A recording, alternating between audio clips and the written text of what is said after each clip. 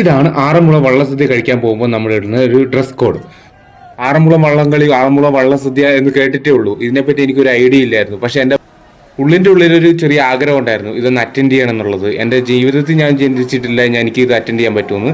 ഇതാണ് ഞങ്ങൾ ആറന്മുള വള്ളം സദ്യക്ക് പോയിരുന്ന ഒരു കാഴ്ചയാണ്. 7 കൂട്ടം അച്ചാർ, 6 കൂട്ടം ഉപ്പേരി, 6 കൂട്ടം കൂട്ടുകറികൾ, 6 കൂട്ടം തൊടുകറി, 4 കൂട്ടം മെഴുക്ക് വരട്ടി, 8 കൂട്ടം ഒഴിച്ചുകറികൾ, 6 കൂട്ടം പായസം, 3 കൂട്ടം പപ്പടം. കഴിഞ്ഞില്ല കേട്ടോ. അട, ഉപ്പ്, ഉണ്ട ശർക്കര, കൽക്കണ്ടം, മലർ, മുന്തിരിങ്ങ, കരിമ്പ്, തേൻ എല്ലാം അടങ്ങിയ ഒരു ഗംഭീര സദ്യ. ഈ വിഭവങ്ങൾ അടങ്ങിയ സദ്യ ഒക്ടോബർ 2 വരെ ആറന്മുള പാർത്ഥസാരഥി ക്ഷേത്രത്തിൽ കിട്ടും. ജൂലൈ 13 മുതൽ അവിടെ ക്ഷേത്രോത്സവം തുടങ്ങിയിട്ടുണ്ട്.